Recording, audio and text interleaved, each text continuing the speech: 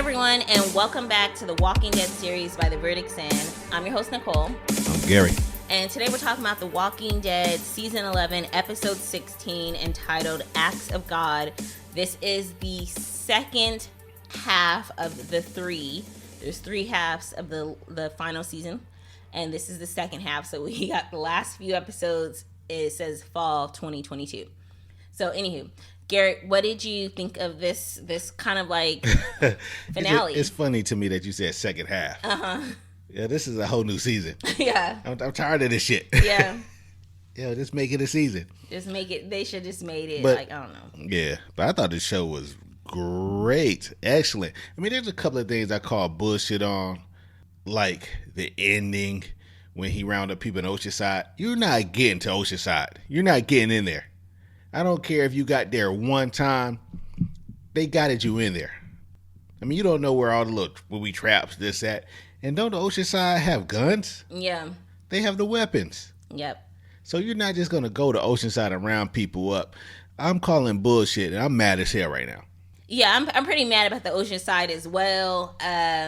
Although them putting the flags up, I think that made my like list. And I want to say for the first time, I have more dislikes than likes. I wasn't feeling this episode. Oh, the flash was incredible. Yeah, the flags was incredible. I was like, oh, that's the American way. If you looking at this right now and going, that's fucked up, then you have to admit at the same time that the U.S. is fucked up in so many other places. So I'm like, oh, that's the American way. Go to somebody else's home, put their flags up and shit, take the shit, putting people in you know, the Oceanside, you know, acting like they're freaking now enemies of the state at their own state. And it's crazy because we were just in the Bahamas. Yeah.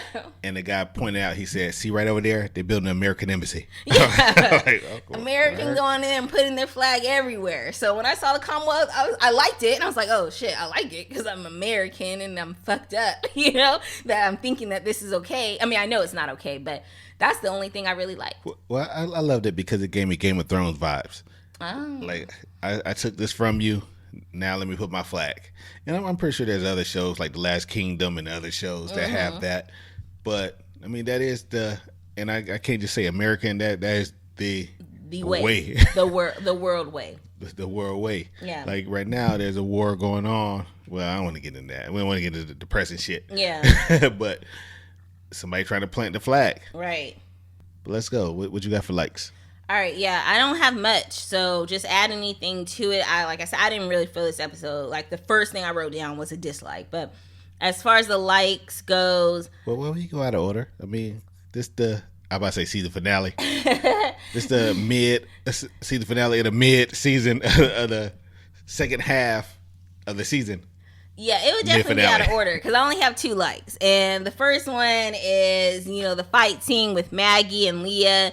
And although we knew Maggie wasn't going to die, and part of me kind of disliked, I'm like, where Maggie get all these fighting skills? And I'm like, you know, it's 10 years in the apocalypse. Of course she can fight now. But I really like that scene. And I also like that Daryl came in and like killed Leah. Like, I was like, whoa, that was fast, you know? That was shocking. Mm-hmm. Because Daryl let her go. Right. But I guess he can't let her go twice. Yeah. I mean, you let her go again. I mean, she came close to killing one of your allies. Nah. Right. I can't, you know, when we let you go, I told you to run. Don't come back. Don't come back. Go live your life. Do something else. But it was easy for this. I mean, a guy offered you a job in a zombie apocalypse. He said, I'm going to offer you, yo, fuck your job. I'm taking what you got right now. I done shot half your soldiers. Right.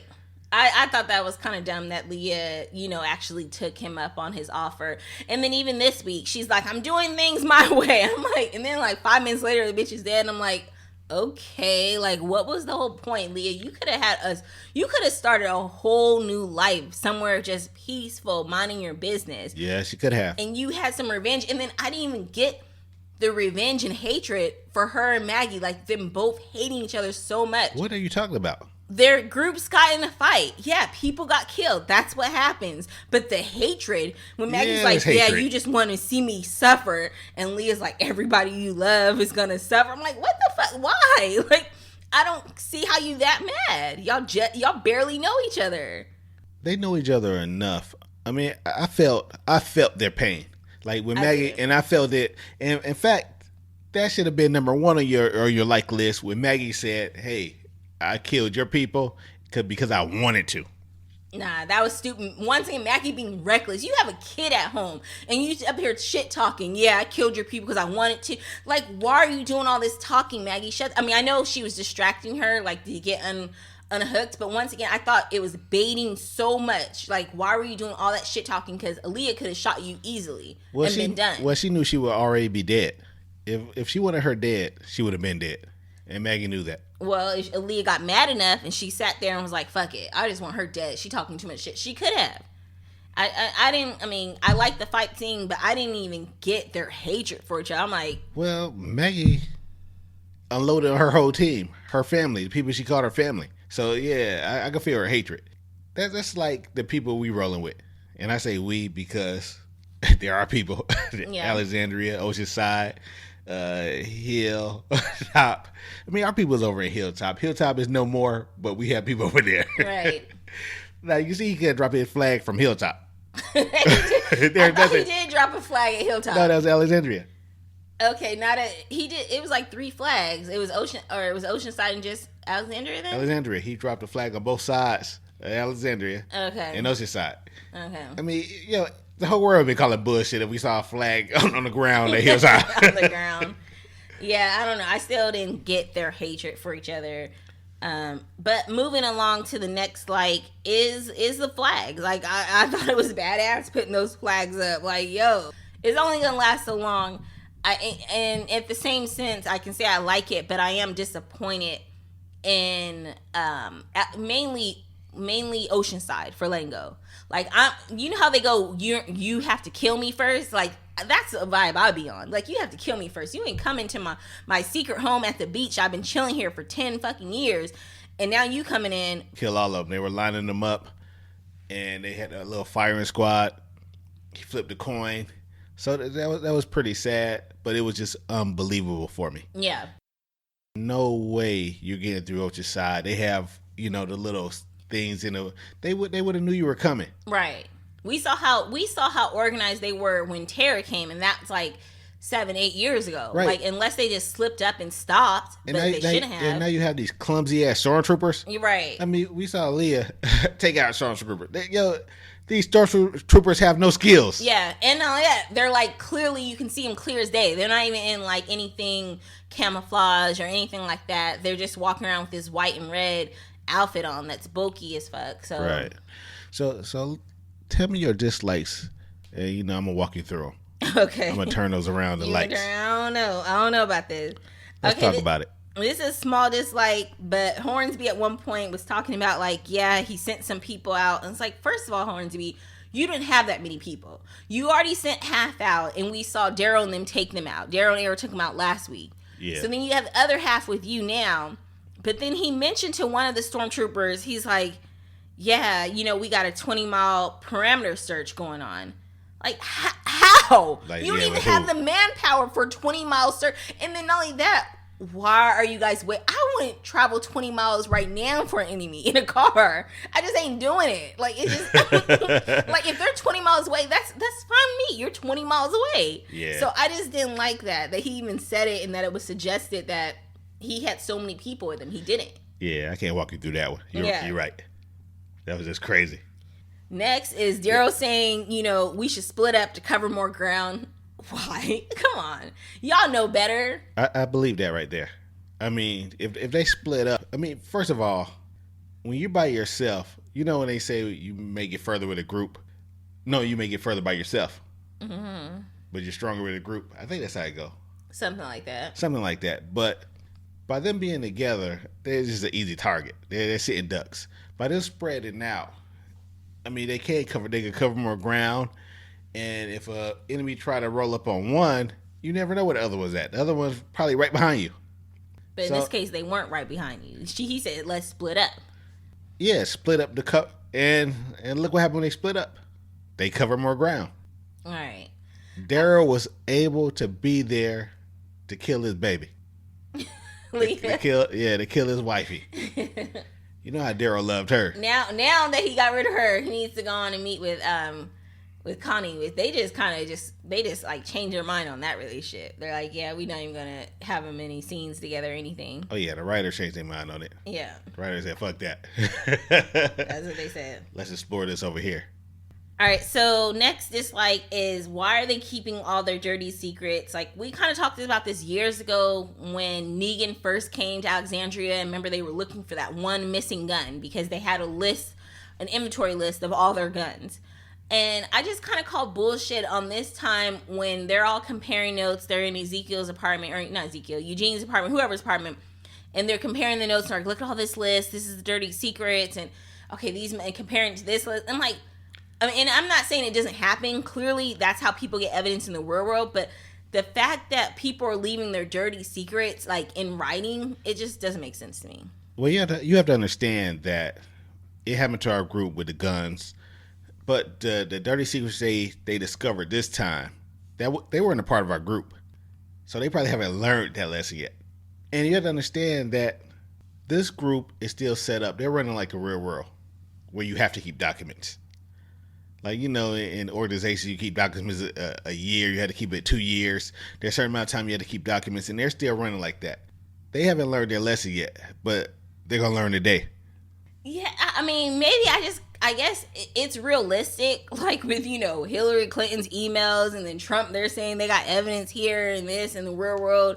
But I just honestly think if I was doing some criminal shit, we're not having it in writing. I'm not going to be sending, you know, email or text where they're later on saying, Nicole, we got the email. No, talk about that shit in person. And that's it. I'm not going to be writing a list. So I guess I just get mad when there's such simple documentation of criminal behavior. But and, to them, I think they think they're above the law. So it's really not criminal behavior. These people coming up missing, it's a zombie apocalypse. Yeah. But then why write the people's name? You know, I got them missing. I got them missing. Why write their name down? The thing is, we don't know what the list is about. We don't know if those are people in hiding. We don't know if those people in, like, what is the old girl who pretended? Max. Like Eugene. No, the other one. Oh, I forgot her name. Fake Stephanie, though. The real Fake Stephanie, yeah. So, okay. So, I mean, she might be on the list. I mean, these probably people that's over here doing this, any jobs. We don't know if Pamela knows what those people on the list are doing. She could think they're out with Hornsby. She could think that he sent them on a mission to do something, or send him to one of the communities he's trying to help develop. So we don't know if she actually knows what this is, but there has to be documentation when you're running a business, when you're running she's basically running a little small country. Well, I'm glad you kind of brought up Pamela, because then when she slams the newspaper down on Max's desk, and it was like, Pamela's lying to you. I'm like, wait, how did Pamela get into this story? I thought y'all was going to write about Sebastian. Y'all talking about Sebastian and his crimes against humanity. I mean, not saying I like Pamela. I'm not here to necessarily defend her. But we haven't actually seen Pamela do anything illegal. Like, everything is about, like, classist a little, you know. But we haven't seen her do anything illegal. We haven't seen her talk about anything illegal. Only thing we seen, or illegal, you know, immoral, is Hornsby. So I don't even know why that newspaper came up and it was like Pamela Milton's lying to you. I'm like, wait, how did she get involved in this? Well, we already know there was a thing between, was it Connie and Pamela? Oh, yeah. Because Chantel said, yeah, Connie had wrote a news. But I thought it was Chantel mentioned, I thought Connie had wrote a newsletter years ago in the pre-apocalypse, right, about Pamela's like a family member of hers. Once again, not her directly. Yeah, but you know, sometimes when reporters, they have something against you, or they had something on you in the past, I mean, they're coming at, they already know they're gonna find dirt on you. It's gonna be a big story. So I do kind of think that was kind of wrong for them to put Pamela when they were really looking into issues or illegal issues of her son, or immoral issues of her son. But what would get the biggest news buzz? Her son's name, which people don't really care about, or Pamela? And I get it, maybe using her as a part of the headline, like Pamela or your mayor's son, you know, like they do with Joe Biden. Like you always see Hunter Biden's whatever laptop, whatever it is. So I get that you know, but at the same time, you can't say Joe Biden's laptop. It's not his laptop. It's his son's laptop if it's in question. So in this case, you can't just say Pamela. But, you know, they're going to mention Joe Biden in it because that's the more popular person. And then, you know what? Pamela, no, I'm just joking. I was about to say something wrong. I was saying, Pamela's wrong because she should have aborted that. You're sick. But I'm sorry, y'all. You're sick. But what I'm going to say is that even if they wanted to put Pamela's name because she's a bigger target, hey, our own governor, Pamela Milton, her son, like, I don't know. I feel maybe I'm just being a little sensitive because I feel like they use women a lot as a scapegoat. And I guess I'm feeling like, oh, they're using this lady as a scapegoat. Now, I'm not here to defend Pamela. We might find out next half that she's just as evil as her son. But all I'm saying right now. Hornsby. Yeah, and Hornsby. But all I'm saying right now is the people that were in the wrong were the two men. Right. So. Yeah, right now, I mean, we really don't have anything on Pamela. We don't know if she's doing anything illegal, anything wrong. I mean, she's just running things how things always been ran. So I feel you on that, but I get the reason. You see it all the time. You see when reporters, well, not in real life, but you see it on movies, where reporters, you know, they fixated. Is that a word? Yeah. Fixated on a person. They just continuously go after that person about anything, everything, because that's where they first got their biggest headline from. Mm-hmm. So they're just trying to. Nancy Grace, she's a good one. We haven't heard from her in a long time, but she's sick. She'll write about something that's sad and just keep talking about it for that Moulin Rouge, and that's how she's gotten her popular. You know, let somebody else go famous or somebody big go missing, she gonna be talking about it. That's her thing now. Last dislike. It's not even dislike, but I guess I was just kind of peed off by this point. And it was like Ezekiel coming in. First of all, oh girl, when they knock on the door, they're like, oh no. And then she's like, oh no, it's okay. I told him. Bitch, then why didn't you tell us? Yo, I told you. Why'd you say that? You know? But then second of all, Ezekiel come in and talking about, yeah, I got a whole crew, a network, and they ready to ride at dawn. Ride where? What are you talking about, Ezekiel? Like, what the fuck? You know, what do you mean ride at dawn? Like, what y'all about to do? This is not Alexandria. It's not the same, you know, it ain't just like, yo, we about to pick a fight with people. You can't just ride at dawn. If Rick was here, this would never. That's all I can say. This would never been going down if Rick was here. They wouldn't even been here. Rick would be like, Commonwealth? What the fuck we look like? We ain't going to Commonwealth. Yeah, that's crazy how people always talk about what would happen if somebody was here, wasn't it? If Rick was there, Rick would have a stormtrooper outfit on. Rick would be a stormtrooper. Rick would never. But I want to go back. But yeah, that was kind of funny when she said, hey, when the knock on the door and everybody hears stuff, she said, hey, no. I told them that we may need some. Who the fuck is him? But that's something, when you first come in somebody's house, you got to tell them that you invited somebody else. Right. Like, nobody's coming to my house and later on I'm getting to hear the doorbell and they say, oh, I invited my boy. Right. No. When you get there, you ask me, is it okay? Is it okay if Ezekiel come over? Yeah. Right. I mean, we're discussing some real serious shit here. Is it okay if I, have a, what they call it, N1 or a plus one? Yeah. Is it okay if I have a plus one? I'm not supposed to find out about your plus one when they get there. Right. You're supposed to let me know as soon as you enter my house or before you come over. Yeah, that's a quick text. Well, they can't text, but that's a quick when you get there. Like, yo, you don't know what they're doing. You don't know what they're doing at Commonwealth. They might be texting. Yep. They might. You saw Aaron with the phone. They might have a Cricket. They might. What's the other? Metro. The Metro. The T-Mobile. They might have all that. Yep. All right. Any more likes or dislikes for you before we move on to listener letters? I not only have a like, I have a love. I love how Maggie's finally coming around to Negan, where she was able to trust her son in the hands of Negan. Now, that was a love of mine because she knew what was coming. She saw, I guess, the stormtroopers were reckless. That's how I know they got the ocean side. Mm-hmm. But they were so reckless that Maggie knew what was coming. So she took him to the safest place and the safest place was in the hands of the murderer of son Of her husband. Of her husband. Yeah, because little Herschel, was not fucking with Negan. Herschel wasn't fucking with, and that's also a like. Because Herschel, yeah, I'm here, but when Negan tried to help him up the ladder, like, get off me. But he went to hang out with Annie then, Negan's wife. Well, Annie looked trustworthy. Yeah. Yeah, she just looked motherly.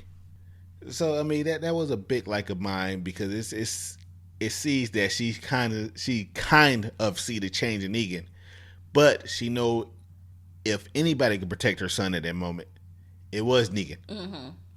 I really like this new Negan. Like, he's so cool, he's so chill.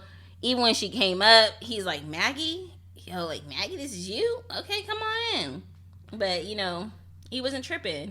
Yeah. And say, nah, you can't go. Get away before we get caught. It's like when you play hide and seek and someone come to your hiding spot. Hurry up and go. You want to get me caught. Or when you play hide and seek and you run, somebody running behind you. Yeah. Like, no, you go your own way. Go your own path, yo. Don't follow me. Yeah. Especially when they loud and they breathing loud. Like, man, you going to get me caught. But one other, I don't know if it's a dislike. Yeah, it's kind of a dislike. I didn't write it down, but since we're talking about Maggie, it made me think of it. And that's when she was like, sent everybody away and told, Lydia and, what, oh boy, whatever, that, that she's like, no, I don't want y'all to get hurt. And I'm like, Maggie, we just saw y'all last week shooting up a place. These are kids. You invited them last week to defend you, help defend that place. They might as well come now. So I didn't really see her like trying to be overprotective now when they were just with her. I think it was a different scenario because... And I don't know if this is the best example, but I'm gonna try to piece it together and use it the best way I can. It's like neighbors or kids in the neighborhood, family versus family. When you have a big family, and there's another big family neighborhood, and for some reason I don't know why the big families in neighborhoods always fight each other. Yep. But you're gonna take your family with you to go fight them. But let's say there's something more serious. These are stormtroopers. I mean, they're more organized. Mm-hmm. This is like the police or the army of the day. I don't know if I want to bring my family up here if I have an issue or a beef with the police or with the army, bring my family with me to fight them. Right. These are two different scenarios. She knew the people that took over there were just, regular, everyday people trying to survive like she was. Right. It's like they say, the enemy you know versus the enemy you don't. Like, right. How far your neighbor, you have a water balloon fight or whatever, little scrapple with your neighbor. You know how far it's going to go. It ain't going to go too serious. As little kids, I'm talking, not adults. But, if it's a kid from a different neighborhood, you don't know what they family get down. I get that. Yeah, but like I said, it's different scenarios because it's places that I would, like my family, yeah. Oh, the Jones been down there talking shit about us. Let's go. Y'all get ready. But but it's not going to be the same energy as somebody more organized, somebody, this, that. I'm trying to protect my family at all costs. Right. I get you. All right, well, let's hop into listener letters. Remember, if you guys want to be part of the podcast starting in the fall, I guess, hit us up dead@theverdictsin.com. FYI, we have done 2 episodes of The Last Days of Tom Lee Gray. It's on Apple TV with Samuel Jackson. We talked about it. So now that the Walking Dead is over, it'll give us more time to hurry up and push all the... Well, we haven't even put the 2 episodes out, but they're recorded. We just got to put them out and hurry up and do the rest because it's a really good show, Apple TV. It is. But for now, we have an email from Chantel. Our third host. And I like that she has this subject line. I can't read all of it from my phone, but it says, the final episode of the second third of the finale. Yeah. That's on you, Chantel. That you guys need to talk to your coworkers, your people, and tell them they shouldn't have dragged this on. They could have cut this up in 10 episodes and been done. Or they could have just called it what it was.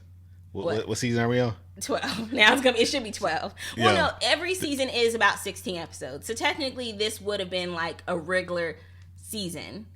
But then it's technically the extra episodes that come in the fall is where it's the extra season. No, this is season 13. I ain't trying to hear that you saying. Well, it's also because I think season 10 had additional episodes. So it does feel long. All right, she goes, I hope you had an amazing time on your trip. Yes. Yes, we did. It was much needed. And she took tons of notes, but didn't get my email on time. I know. It would have been great because we got back and we ended up potting like Sunday for the last episode 15. We potted Sunday. Yeah, we jumped straight on it when we got back. In an episode with a flashing ending, it left me with a more unsettling feeling than a traditional cliffhanger. Here are my thoughts. Maggie. All right, she has a few things on Maggie, so I'm going to just read a little here and then we'll pause and then keep reading. All right, Maggie, where to begin with Miss Reed? She is definitely a warrior and for most part understand where she's coming from, why she does the things she's doing. It's like she told Herschel, everything I done and everything I still do is what we have, is that we have choices. That's why she wouldn't go to Commonwealth in the first place. She did not want to be beholden to them. She wanted to make sure that she and her people at Hilltop still had agency over their own existence. I mean, I also, I could have said it better. That's that perfectly. I think she probably should have consulted with her people first, but I mean, she's right. I mean, you have choices. That's less like somebody. She's like the entrepreneur. She's like, I'm not working for your company. I could build this myself and do this myself. And what she's doing is teaching her kids, her family, financial literacy. Yeah. No, you're right. Yeah, you have choices in this world. Commonwealth is like, yo, we can come and invest, but we're going to take 75%. But we're going to get y'all up and running real fast. Right. And she's like, 75%? I think Commonwealth take more than that. Yeah, we'd rather just write this out and we keep all our investment. It might take longer. I mean, although she a Hilltop, 100% of nothing is nothing, but still. Hilltop can be rebuilt. Anything can be rebuilt, eventually. Yeah. All right, let me continue, or she continues. I was only slightly surprised to see that she was dropping Herschel off with Negan and was only slightly surprised to hear her tell Negan that she was beginning to trust him. I mean, what else could she say after he risked his life to save Herschel? Also, what could she have given him that she and Negan are heading off on a grand adventure in New York City in a spinoff no one asked for, but we are totally going to watch? Right. Do you think she feels good about her decision? The scene in the woods with Maggie stalking old girl and stalking old girl stalking Maggie was great. Okay, actually, before I get into this scene, what do you have about her trusting Negan? Chantel reminded me of something, and I said this to you during the podcast. I mean, not the podcast. The episode, yeah. Yeah, the episode. I said it to you during the episode that it wasn't as exciting as it could have been because we already know Maggie's not going to die. We already know Daryl's not going to die. Mm-hmm. So why would you end, and I know I said I love the episode, but that was still kind of just a pushback for me. Mm-hmm. It was a drawback. Like, why would you put the two people we know there's nothing going to happen to them in your finale? Right. I didn't get that part. Like, why put them in your finale? Like, even when I watched the fighting scene, I was looking at it like, oh, well, we already know Maggie's going to make it. Mm-hmm. When they were coming after Daryl, we already know Daryl's going to make it. I don't understand. They could have ended it with anybody else, but they gave us, and this is what I said before, I don't like when the shows give us too much information. Like, oh, there's going to be a spinoff. So-and-so going to make a movie. This is so-and-so last episode. Because it's like you're spoiling it without spoiling it. Right. It's a spoiler. Right.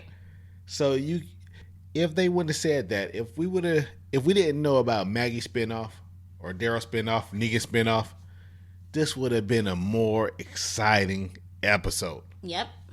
And I'll say that I think Marvel does a good job. Like, they're a big franchise, but you don't know what's going to happen. Like, when we watch Infinity War and those people disappeared, you're like, what the fuck? In the back of my mind, I'm thinking, wait, they ain't going to stop at just one Black Panther. But at the same time, you're still like in shock and awe and like, what is happening, And then after, a few weeks after Infinity War, then you might start hearing rumblings of, okay, there's going to be, there's going to be a Spider-Man. There's going to, people may come back, blah, blah, blah. But then another thing Marvel does is they don't shoot their stuff in order.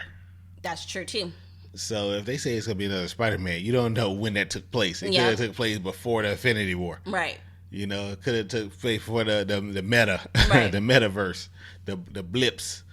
So They can't do that with The Walking Dead, so they just need to shut the fuck up. Just shut up. We don't need to hear all that. Just shoot the episodes, let us see them, and shut the fuck up. Right. That's it.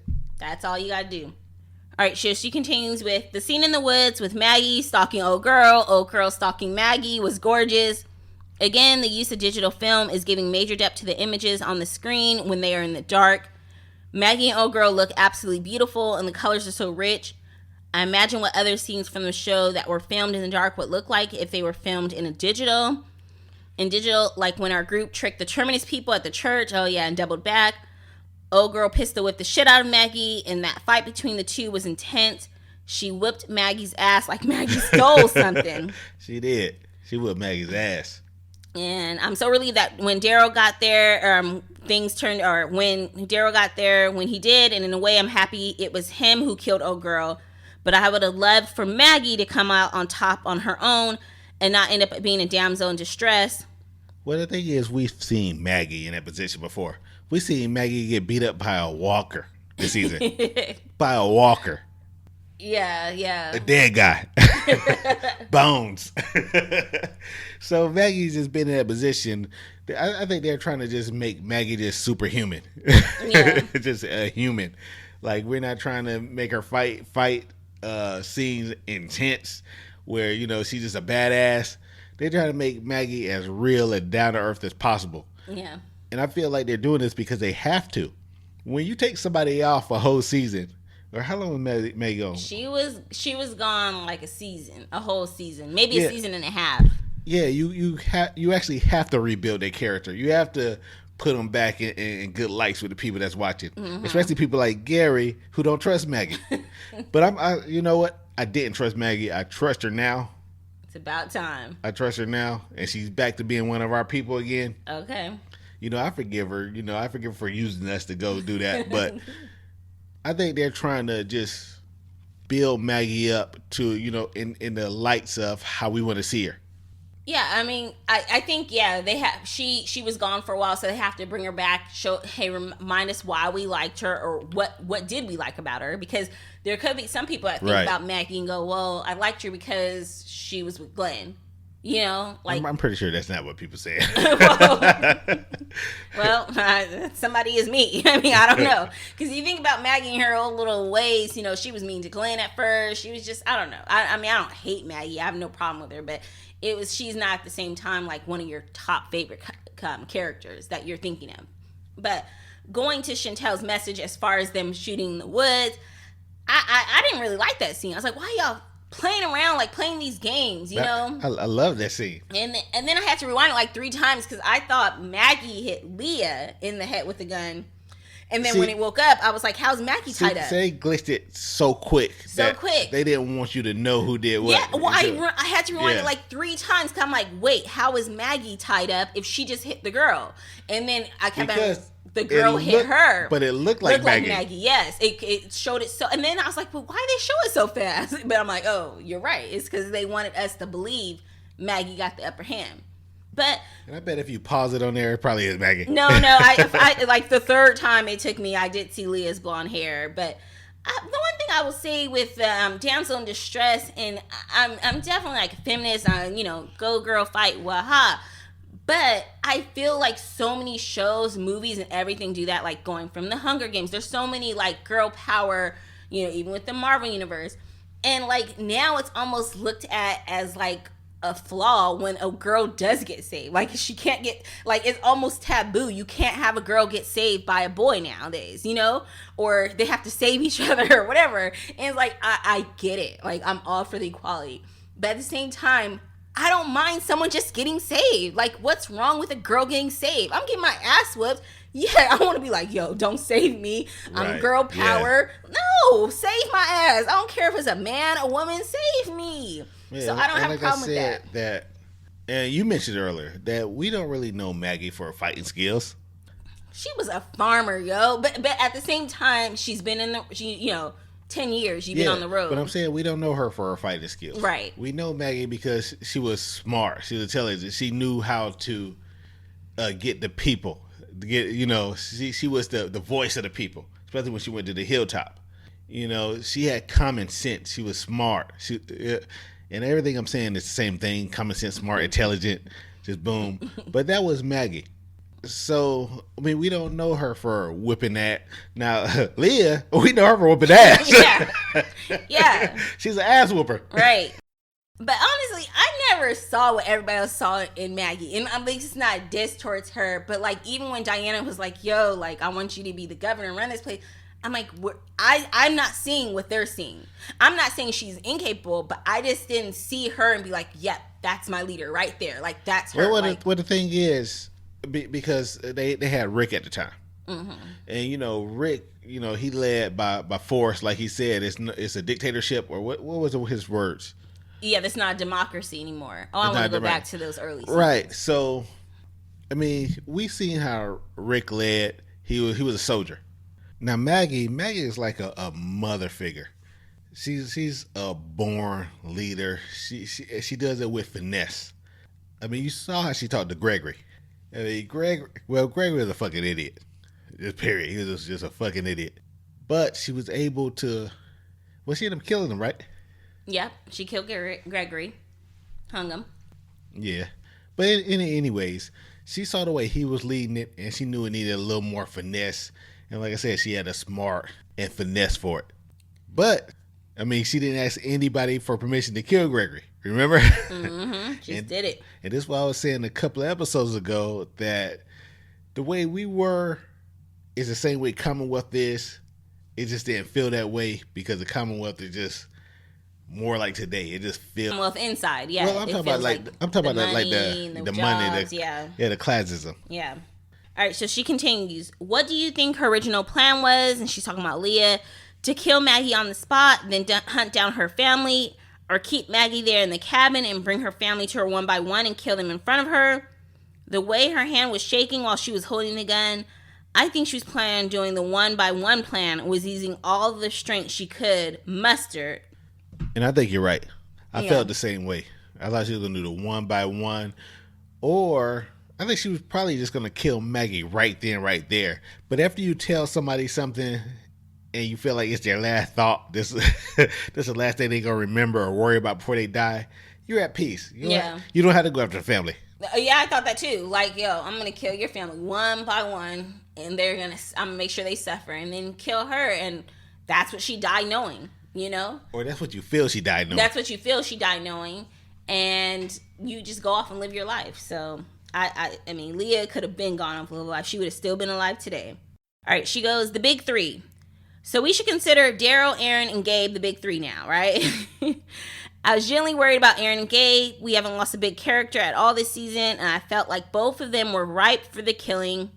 When Gabe got shot, I was like, oh no, Gabe. Then Aaron was shot, and I was like, both of them? Not both of them. Literally out loud. That is what I said out loud while I watched the episode in my car during the kids' batting practice. Go ahead now. I'm sure I looked insane. Survive. I mean, how badass did the three of them look walking together when it was all over? They all just vibed. They didn't even speak when it was time to start taking the troopers out. There was almost an impressible, side glances among them. This is all it took. This is how well-oiled of a team our group is. Well, I think there's a big five. You had to add the king in there. And although Carol is unstable, and she seems a little more stable this season, you have to put Carol in there.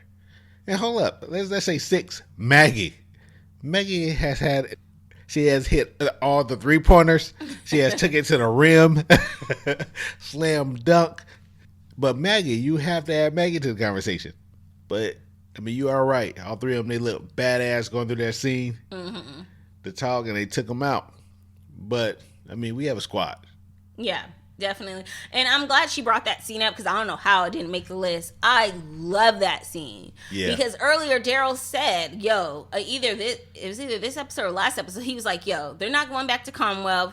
They're going to go find those people and kill them. We got to be ready. Something's about to go down. We got to be ready. Because he knew they were going to try to kill them. Yeah, just like Maggie knew that they were coming back for the hilltop. Maggie knew they were going to come back to the hilltop. Because they were just so sloppy. Yeah, we seen this, y'all. This ain't our first rodeo. And that's how, I don't know how they call Oceanside. Yeah. Like they're too Oceanside sloppy. should know better. Oceanside hasn't been with us from the beginning, but they've been through the Saviors, and that in itself is the big. You know, I feel like Oceanside skipped out on the Whisperers. Like they just weren't involved in that. But they were there for the Saviors and probably other fights. They should have known better. They were vacating. Yeah. They were on the beach. That's what happened because I'm pissed about the Oceanside getting got by Hornsby and his team. Don't make no sense. Right. And then what did they have? The flags with them the whole time? Like, y'all just carry around these flags with you as you go, and then you're like, I may need to put it up somebody's. Hey, that's the art of war. That's how it works, baby. Oh, sick. But yeah, I love the group. Oh, but I was gonna add the big five, she has the big three, and if you added a few more, I would add Rosita. Rosita to that list, you know, and then even possibly Eugene just by association. I'm never adding Eugene to that list. Okay. Ever. Okay. Well, at the very least, Rosita. I don't know. Rosita, she's almost like an original character. Yes, I mean, but that's it. Yeah. I mean, they have, and I don't mean no disrespect to the writing staff, but they have really downplayed her character for this season. Sometimes she's a badass, sometimes she's not. For the last couple of seasons, yeah, they have downplayed her character. Then we never see her with her baby. I would have loved to see Rosita kicking ass with the baby on her back, I don't know about that. I think that'd be cool. Like, we never see her with a baby. It's almost easier to forget that she's a mom. No, I think a lot of people forgot she was a badass. That she was the one that took the shot at Negan. Yeah. And that's because they have downplayed it. They haven't wrote her character right since then. They just have her looking pretty. Hair down, completely straight. I'm like, girl, your hair you did not wake up with that straight hair. I don't care. You had to do a flat iron. Stop playing with me. But yeah. If they would have kept her character on the same track, or even dialed it back a little bit, but kept that edge, yeah, I would mention she would be she would be one of my favorites. Rosita, when we met Rosita had attitude. She had sass. And now she up here sitting here, I'm so Sebastian made us go do something. Like, girl, you are badass. You are Rosita. Yeah, it's something about, some women have kids, they kind of dial it back. If anything, that would make me get my sass a little even more. But maybe it is. Maybe she had a kid, she's getting older, she just I want to chill, even though she looked the same she did when she first came. But, yeah, they took the edge away from her. They need to put some respect on her name. Maybe she's been busy. Selena, maybe there's a season 2, I don't know. Oh, that's a possibility. Yeah, we didn't watch season 1. Selena's too sad. I can't watch Selena. That's just too sad. Maybe this new generation can, but we knew when Selena died and everything. That was sad. But I heard the show is about the earlier years. Yeah. I mean, we seen the movie. We got the movie. The movie still holds up. I watched the movie a few years ago. So we feel like it's gonna be sad. But I think the show is probably worth watching. Yeah. Not probably. I think it is worth watching. Even if they don't show the sad stuff, you're watching, seeing them live happily, and you know the sad stuff is coming. So still, either way. But R.I.P. Selena. Okay, so let's continue with Chantel's letter. She has Commonwealth. Where to even begin with this hot mess of a society? Let's start with the romance. Eugene and Max are so cute. They have taken their relationship to the next level. And he obviously adores her. Oh, you were talking shit. Romance, good. No, but when you said something about Eugene, before we were podcasting, when we were watching, you said something. I forgot what you were talking about. Eugene and Max. It had something to do with them hooking up or whatever. And I think you were like, how did he hook, he got with the other girl, and now. Yeah, Eugene having the best time of his life. We already see him with the other girl. Yeah. Yeah, the Stephanie. I thought it was bullshit when he was like, you're the best. I forgot what sweet nothings he was whispering to her. You're the best thing ever. And I'm like, dude, just shut up and chill. Because you were just effing this other girl that you thought was me 2 weeks ago. Yeah. Why are you trying to remind her? I'm just saying. Let Eugene live. Okay. I'm just saying, yo. All right. He's come a long way in my book because Eugene used to work my last nerve on a regular basis.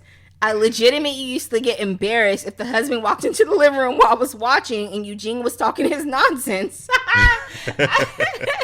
You know, so I be doing that sometimes when I be watching a show. I don't know, just any random show, and they be doing something silly. I'm like, okay, I have to tell the people I'm with that I recommend the show to. It's not usually like this. Just excuse them for a minute. But I can definitely see someone that's never watched The Walking Dead. They come in, and Eugene's talking his nonsense, and you're like, okay, this is just one part of the show, okay?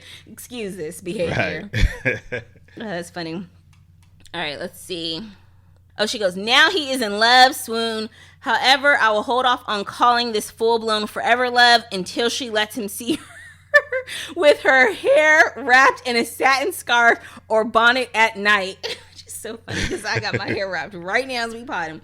The resistance group is forming. Connie, Kelly, Magna, Eugene, Max, and Ezekiel, plus whoever Ezekiel rustled up. He said he got a squad.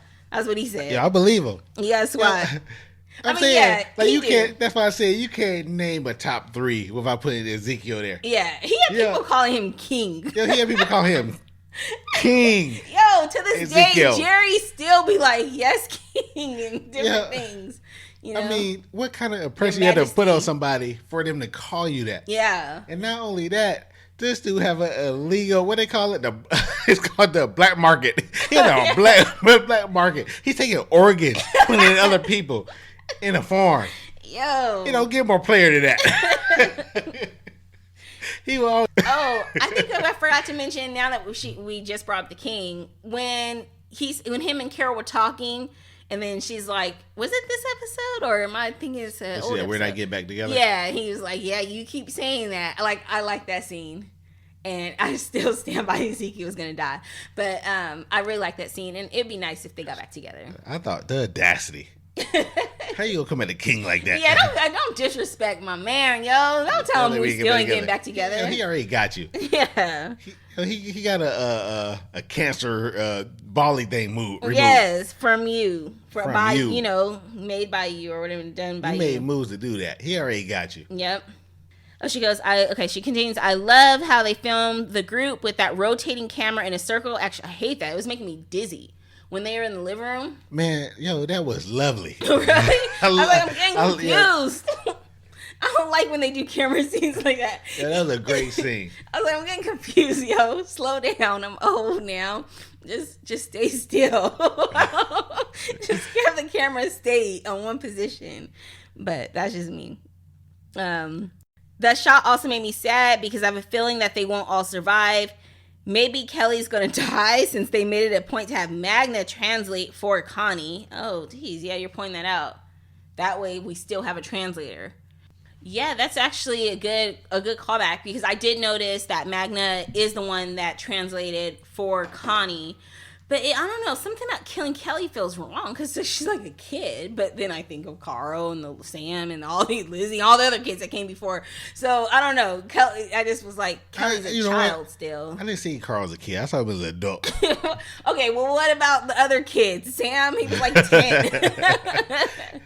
I see Kelly more as a kid. Yeah, Kelly, I see her as a kid. Well, she's so innocent. Yeah. I mean, if she's not a kid, she's a very young adult, I would say.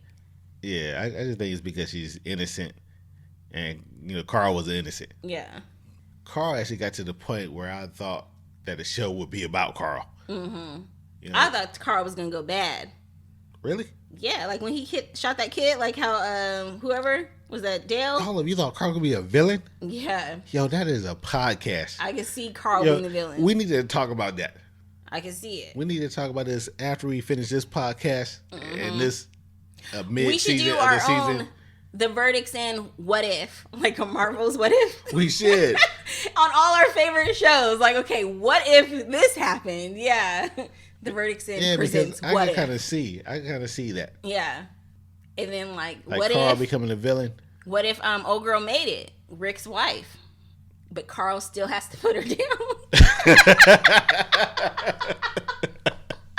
Why? Why you put her down? Oh, no. The best what if is what if Shane never got killed. He just played it cool, chilled out for a little bit. I think Shane would be worse than. Well, let's go. Let's go. All right. We can do what ifs all day. All right, she goes, Pamela shot down that scholarship fund real quick, didn't she? She'll be damned if she provides any means for people to rise above their stations in the town Education helped them move up, and Pamela ain't having it. Oh, The Walking Dead, and your commentary on how unobtainable higher education is for many people because of money. Damn, I'm so glad you wrote Chantel. Now I'm realizing, yeah, there were some good things I guess I just failed to write down because I was so busy focusing on the dislikes that, yeah, like when I think that was, I know Gary wants to say some things, but I think that was when Max was just kind of seeing where Pamela's head was at. And that's why she asked that question so randomly. And I think that's when, based on Pamela's answer, she was like, yo, you ain't no better than your son. Right. And that's when she did what she did. Yeah, I think she would have decided where she was going from there. But Pamela, her answer was just so fucking disrespectful. Right. I think if Pamela would have said, yeah, that's a good idea, because I think she already knows that Pamela's a good person, or she thought Pamela was a good person. Mm-hmm. But you know, when you working for one person that's nicer than the last person, you always think, oh, this is the best boss I ever had. Right. And then people, if you know me, you know I hate saying the word boss. Yeah. This is the best manager boss I ever had. You know, he don't talk. And I think I think that's what was in Max. That was in her head. Mm-hmm. Like, okay, if she does this, she's just as good as I think she is. She's just how I thought she was. She's as good as that. And if she don't, Eugene is right. Well, I like that comparison because I was recently thinking about the whole, like, the generation gap, you know, the boomers versus the Gen X and the millennials and the Gen Zs. And, like, the other day, millennials or Gen Zs were asking for, like, some type of worker rights recently. And in my head, I was thinking, like, damn, they want a lot. And I was like, whoa. You're thinking like a boomer now. Just because they're asking for more than what your generation asked for doesn't mean they don't deserve it. Right. And I think if people stop and think about it, and I think that's the problem with the boomers and the Gen X's, you know, we work 12 hours a day. Well, that's fine. Like, why? That was y'all experience. Why are you proud of that? But just because y'all work 12 hours a day don't mean we don't work 12 hours a day. So, like, and so you have to stop and think about outside the box. Just because it's something that you didn't accomplish before, just something you didn't do, doesn't mean that it can't be done. And when you start thinking like that, you won't look at everything as a negative. And I think that's sort of what Max had to do. Like, Max probably did look at Pamela as a good supervisor in this. And then she had to get the new generation, these new people that came in and was like, yo, there's some fucked up shit going on here.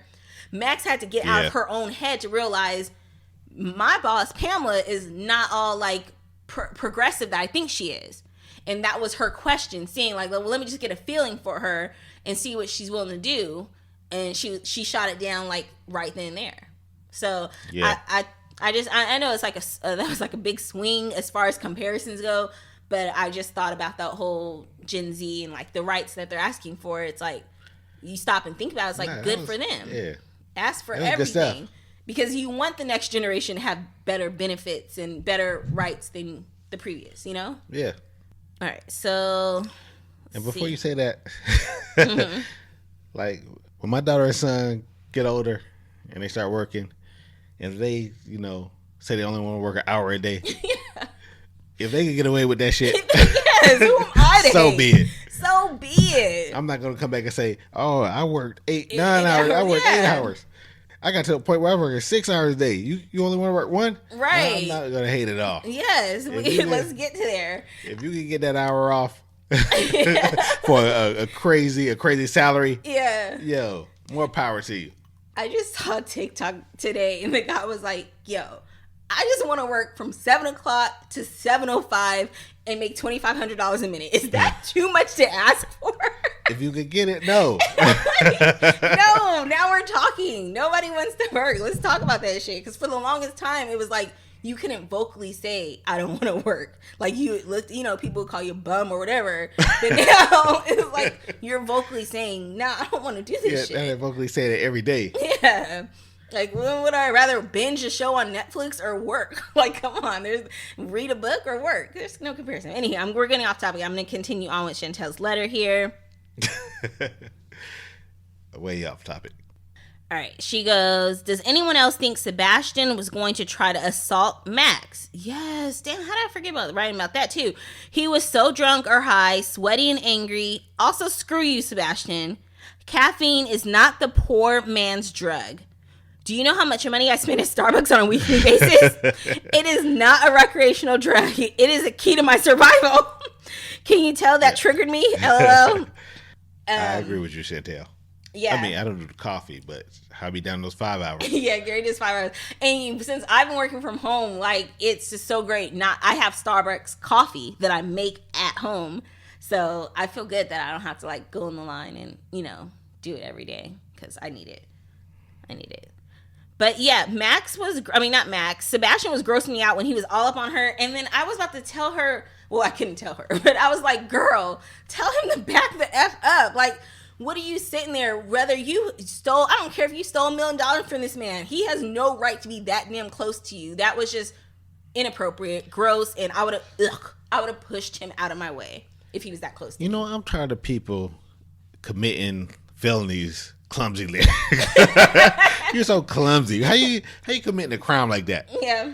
Like, how you getting a photo and somebody come in, you shaking? You need to be if you're gonna commit to it, you need to commit to it. Right. When somebody come in, you need to this is what you do every day. Like, oh, Sebastian, you here? I was just getting this foul. Mm-hmm. And kept on her way. She's like, oh, Sebastian. She was all scared. Oh, but it's funny because when you just said people be committing felonies willy-nilly, I thought you were talking about Sebastian.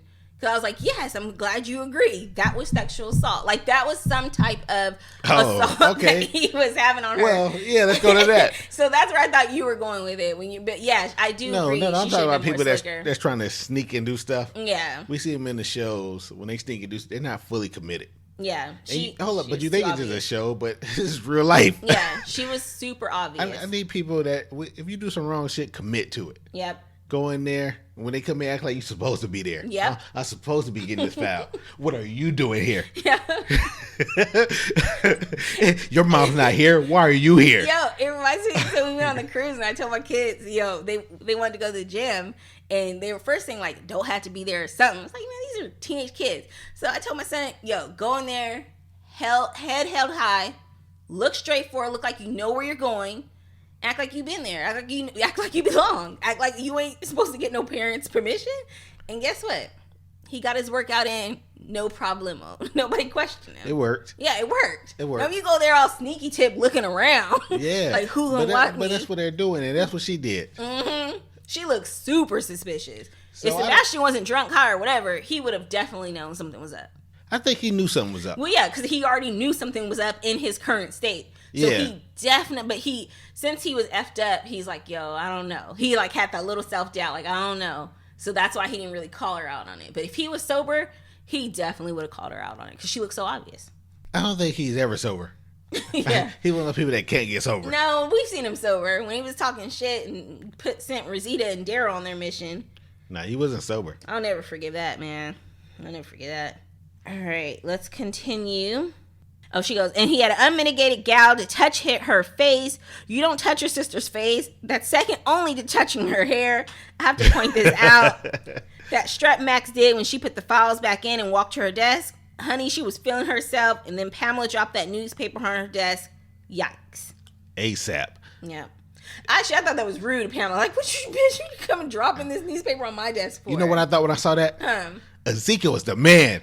His people were ready to go for real. Yeah. Because she barely had time to clock in before Pamela had that. Right. I was like, yo, you go, King. All right, she goes, how did they manage to print that newspaper without the editor's knowledge? Do Connie and Kelly now know how to run the printing press? Did no one approve the final copy before the paper was distributed? Or were the papers caught before they were distributed, and that's why Pamela had a stack of them to slam on Max's desk? Lord, were Connie and Kelly caught in the act? Lord, what do you guys think of their plan to start with little drips of info in the paper? Sowing seeds of doubt among the public. Is that smart, or should they have just gone big and exposed everything they knew? You know what? I think they went too big. I think this is not, when you put the governor of your town, the queen of your city, when you put their name in a paper, that's not dropping subtle hints. They should have went smaller than that. They should have said, where are these people? And then put names. Something like that. And that's a start putting doubt, like, hold up, yo, I haven't seen Carrie in a month. You know, that would have put doubts in people's head. Like, oh man, hold up. Have you seen Fred? I ain't seen him either. But I think they went too big, too hard, too soon.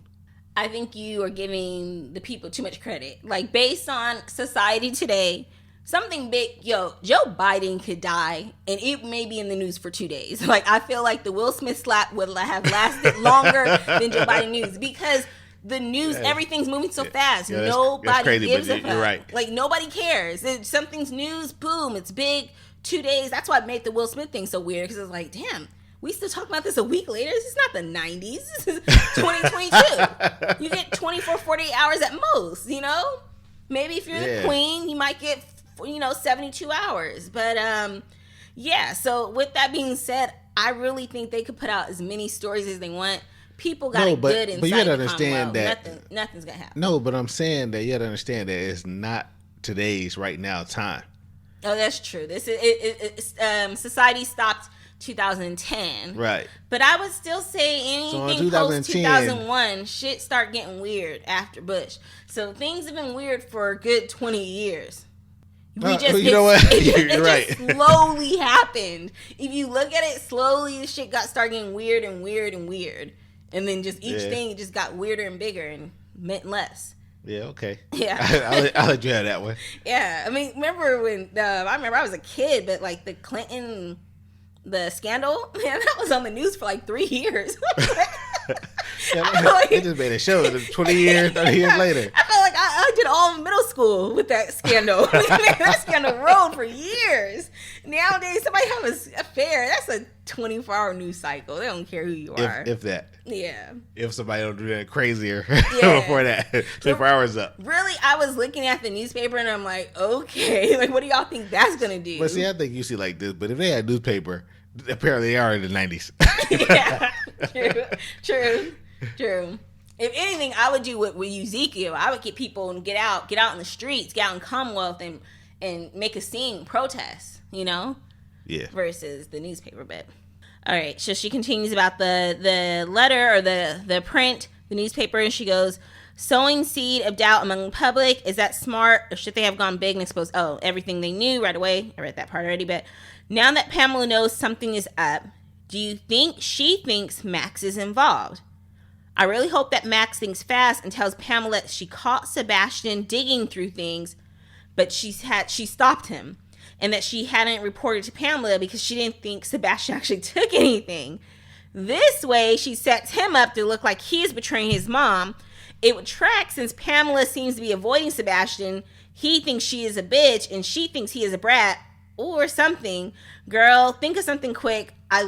Chantal, I just love this. Yeah, breaking news, everybody. Right. Breaking news. One of the writers of The Walking Dead has told us some inside information. I love this because it would be easily to believe. Sebastian's going around talking shit about his mom publicly. So it'd be easy to believe. He was drunk. No one's going to believe him if he does come to him and be like, no, it's her that took it. And they're like, wait, you're just now blaming her since she accused you. You know what? I need them to scratch the whole second part or the third part of this. And Chantel, I need you in that writing room nonstop. We need you in the writing room. Go. They should pay you whatever you demand. All your amenities, whatever you need. Fruit on deck, whatever you need, girl. They should give it to you. They should. All right, she goes some randomness. 1, not happy that we didn't get to see Mercer's body this week. She's too much. I'm not mad. She is too much. Okay. It's cool with me. 2, where the hell is Luke? Off somewhere with struggle braids? Chantal, I'm so glad you brought that up because I said Luke. I think we were watching. If I didn't say it out loud, I definitely said it internally. When I saw that they took Oceanside, I was like, Luke, because all I thought was Luke is there. He is there. Yeah. Or he's like fighting wizards or whatever on Fantastic Beasts and where to find him. Or whatever. I need to watch the second Fantastic Beasts one.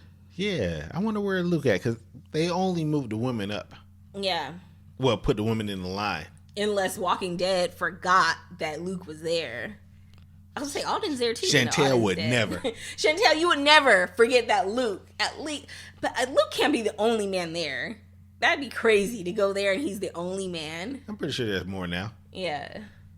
Maybe the men were out hunting when they came. I'm joking. They have to get a word out. So we came back to when we were gone. Right. Or the when we're dead. Oh, gosh, that's sick. Unfortunately. Hopefully not. All right, 3. Oh, my God. The knocking signal Lydia used when she got to the underground hideout was the same one Negan used when he rolled up on Alexandra in season 7 after the lineup. Negan had to have given her that to use as a signal. Great callback. Damn, no great callback to you, Chantel. I don't even remember what the knock was, even with this episode. We just rewatched it. What was is it like like that knock? I wonder. I don't know. I didn't even pay attention to the knock. But, okay, cool. Damn, that's good stuff. Yep, good stuff. Now I gotta go back and watch. I know. All right, 4. What was the deal with the locust and the snake? The locusts were noticed by almost everyone, but they didn't really play a part in what took place other than to be there, and be loud and gross. And they made it a point to show that snake in the junkyard, but it didn't do anything, did it? Admittedly, I was watching on my phone while waiting for the kid to finish hitting practice, but I fully expected the bald trooper to get bit by the snake, and it never happened. I understand biblical references, but nothing ever happened with them. Are they foreshadowing something to come, like the locust could signal an impending storm? Yeah, she said it before I said it. Mm-hmm. Biblical, the things. And I'm pretty sure when they saw the lotus, when you see the lotus, you know it's a plague. So you know something's about to happen. You probably know you're not going to make it out. Right. So you know that you're going to... And I think that's why Leah looked up. She looked up, she smiled. Because she's like, none of us are going to make it out of here. Mm-hmm. So let me go ahead and do what I got to do. Because other than that, it doesn't make sense. Like you said. Right. Well, other than she just can't let go. Yeah. I mean, I thought they were being a little extra with it. Because when they came around everyone, they're flying. And y'all still on this dummy mission fighting? Like, no. If I saw that right now... I'd be like, let's duck cover and hide and get to safety. Like, what the heck? It's the end of the world. I wouldn't still be trying to fight somebody. If I saw that, it had a different meaning. If I saw that, if it happened and I saw, like, all over the place, covered up this, that, the other, and they're still flying, I'll probably look at it how they looked at it. Like, yo, I might as well do everything I got to do today. Nah. Because this is not the day. I don't want to be stuck in the house forever or not be here tomorrow. Right. She's like, the locust could signal impending storm. Maybe the war will break out due to the resistance. And the snake could signal that there is a snake in our midst. Maybe not everyone who says they are down for the resistance really is, and they're actually a traitor. That is all I can think of. Otherwise, what was the point except to gross me out? Yo. Yeah, I don't know the point of the snake. What if Max is still a deep fake? Max's real name is Stephanie. You see, I got something to tell you. My name is not Max. She's working for Pamela. Yeah, it's really Stephanie. If she breaks Eugene's heart, I'm gonna be so pissed off at her. I will be pissed because Eugene's done some messed up stuff, but he's been through enough. So I'd be so mad at her. Oh, she goes 5. Oh snap! Milton was practicing her speech for Founders Day. Remember what happened after Founders Day on World Beyond? I wonder if the shit will hit the fan during or right after Founders Day on The Walking Dead. Yeah, I believe Founders Day, if season 1, because I'm behind on season 2 of the World Beyond. But season 1, yep, I remember. Highly recommend The World Beyond Walking Dead.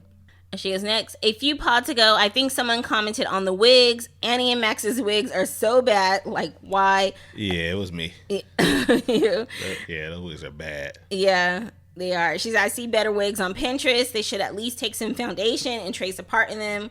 One where a part would be is Annie's bangs were real, and one on Max's side part. Yeah, I agree.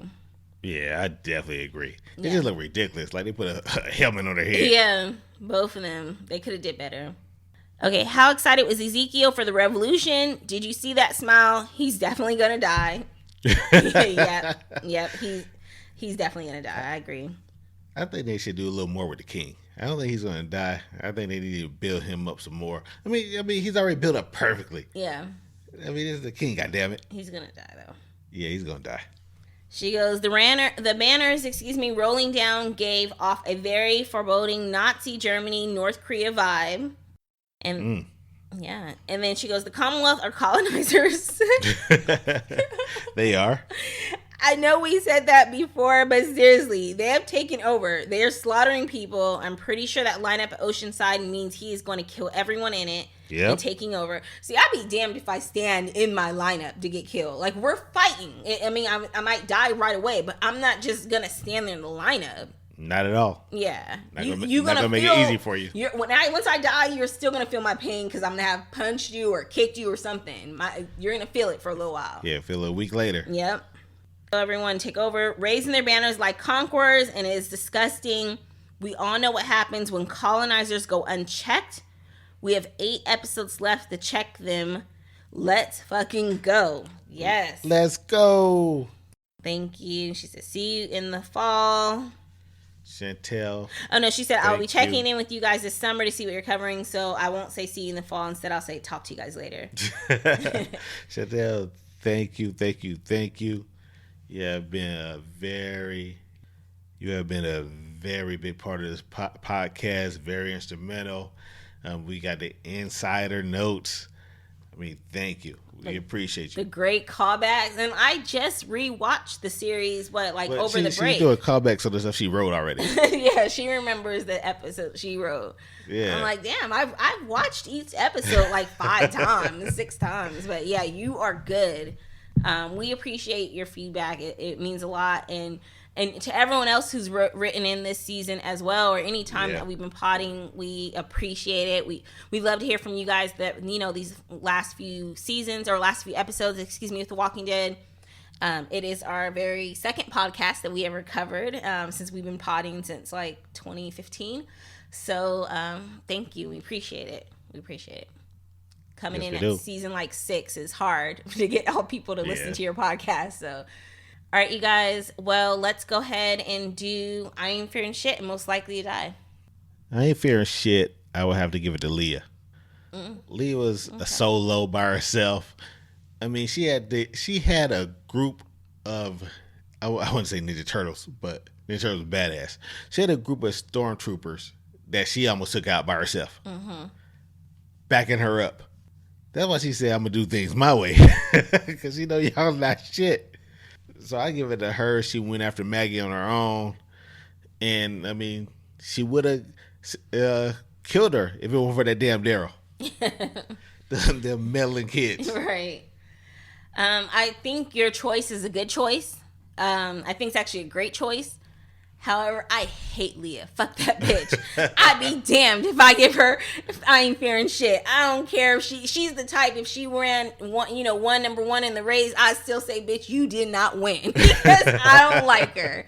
So, in that case, I'm going to give I Ain't Fearing Shit to Maggie because she did the same thing Leah did. She went out by herself, said, F it, I'm going to do things my way when Negan offered to help her, and who would turn Negan's help down? Yeah, that's a good one.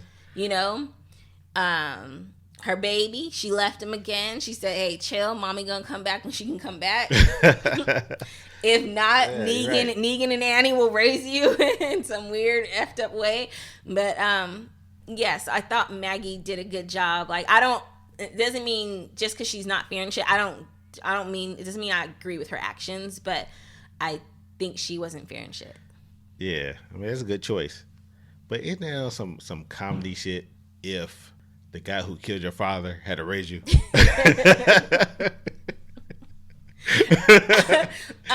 Actually, that's so sort of sick. Like, I saw a video like a month or 2 ago on Reddit. The stepdad, biological dad, there were some issues. Their words were exchanged. Stepdad goes in the house, says, yo, I'm coming out and I'm gonna shoot you, does, and comes out and shoots the biological dad.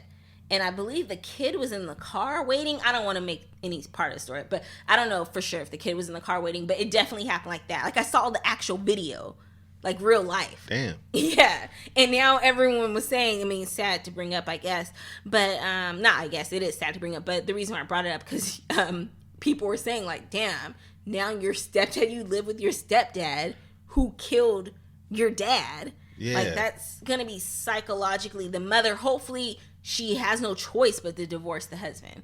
There's no way you can raise your kid Well, who knows? Maggie might show us out as time. But there's no one which Maggie's not with Negan. But I don't Not know. yet. I don't think they would go that far. People would hate Walking Dead. People rise up. Yo, they get used to it. Yeah, but all right. They hate it for an episode. I hate this episode.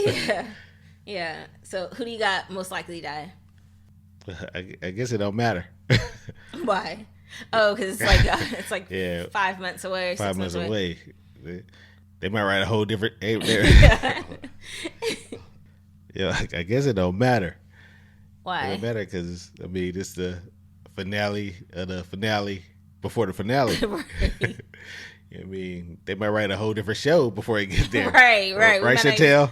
Yeah, right. They might see how we feel about this and that, and next thing you know, we're gonna extend it one more. They don't have to extend it because they got all these, spinoffs. But yeah, probably cut the whole next season. Yeah.